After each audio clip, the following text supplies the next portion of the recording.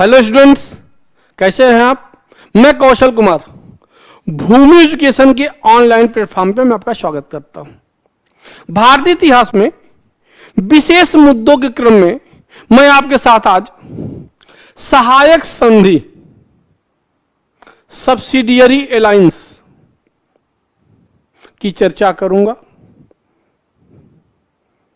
सबसे पहले हम ये बात करते हैं कि सहायक संधि प्रारंभ किसने की।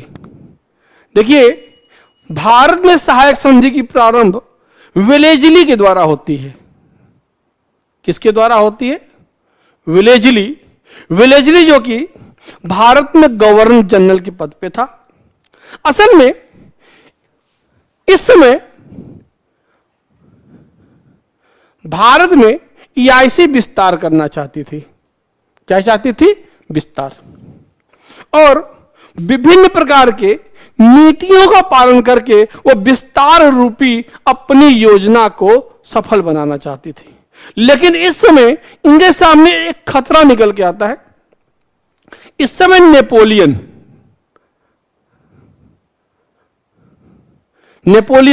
भारत की तरफ बढ़ रहा था। तो ईस्ट इंडिया कंपनी यह चाहती थी कि कोई भी भारतीय राज्य नेपोलियन की सहायता न करे। तो नेपोलियन के अगेंस्ट, नेपोलियन के विरुद्ध ईस्ट इंडिया कंपनी स्टेटस को यथास्थिति चाहती थी। इसलिए उसने विशेष रूप से वेलेजली को भारत भेजा। और वेलेजली भारत आता है और 1798 में 1798 में सहायक संधि अपनी नीति को भारत में प्रारंभ करता है। अब इस नीति में कुछ कंडीशंस थी, कुछ शर्तें थी जिसकी चर्चा हम करेंगे। देखिए, जो पहली शर्त थी कि जो भी राज्य, जो भी रियासत सहायक संधि पर हस्ताक्षर करेंगे, उनके साथ पहली शर्त कि जो भी राज्य ईस्ट इंडिया कंपनी के साथ सहायक संधि पर हस्ताक्षर करेंगे, उन्हें ईस्ट इंडिया कंपनी ईआईसी सेना उपलब्ध कराएगी।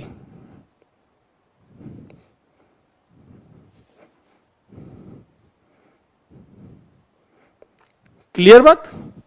दूसरी बात, अब ध्यान दीजिएगा, जो सेना उपलब्ध कराया जा रहा है, इस सेना का जो खर्चा होगा, जो एक्सपेंडिचर होगा, यह खर्चा संबंधित राज्य ही वहन करेगा। तो जो राज्य सहायक संधि पे साइन कर रहा है, हस्ताक्षर कर रहा है, सेना ईआईसी उपलब्ध कराएगी, लेकिन उस सेना का खर्चा उस संबंधित राज्य को ही देना होगा। तीसरी बात, उस राज्य के दरबार में एक अंग्रेज अधिकारी नियुक्त होगा। मतलब ईआईसी का एक रिप्रेजेंटेटिव उस राज्य के दरबार में नियुक्त होगा। अगली बात, किसी अन्य राज्य से संधि हेतु ईआईसी की पूर्व अनुमति आवश्यक होगी। कहने का तात्पर्य यह है कि वो संबंधित राज्य अगर किसी अन्य राज्य से कोई संधि करना चाहता, ट्रीटी करना चाहता है, करार करना चाहता है, तो उस करार से पहले ईस्ट इंडिया कंपनी से अनुमति लेनी आवश्यक होगी। अगर वो अनुमति देते हैं तो ठीक है, नहीं देते हैं तो संधि करार नहीं हो सकता। अगली बात कहते हैं, किसी अन्य यूरोपीय को दरबार में नियुक्त नहीं कर सकते। मतलब ईस्ट इंडिया कंपनी के अलावा किसी अन्य कंपनी के किसी भी कर्मचारी, किसी भी व्यक्ति को दरबार में नियुक्त नहीं किया जा सकता। अगली महत्वपूर्ण बात यह थी जो बहुत इंपॉर्टेंट थी, यह बात यह थी कि अगर EIC को ऐसा लगता है कि प्रशासन उचित तरीके से नहीं चल रहा है, तो राज्य का विलय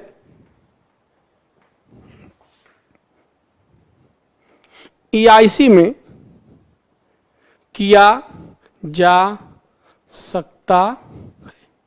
ये देखिए बहुत महत्वपूर्ण और सबसे कड़ा शर्त यहां पर था कि अगर ईस्ट इंडिया कंपनी को ऐसा लगता है, आप क्या चल क्या रहे उनसे हमें कोई मतलब नहीं है, ईस्ट इंडिया कंपनी को ऐसा लगता है कि आपके यहां प्रशासन उचित तरीके से नहीं चल रहा है, तो फिर आपके राज्य का विलय ईस्ट इंडिया कंपनी में कर दिया जाएगा। सॉरी, देखिए यह एक बहुत कड़ी शर्त थी और मैं आपको बता दूं, इसी शर्त के अनुसार अवध का विलय हुआ था। अवध पे मिसमैनेजमेंट या कुप्रशासन का आरोप लगा करके ही EIC में विलय किया गया था। तो ये ऐसी शर्तें थीं जो भारत में नेपोलियन के बढ़ते हुए खतरे को रोकने के लिए विशेष रूप से वेलेस्ली के द्वारा प्रारंभ किया गया था। इसे सहायक संधि कहते हैं।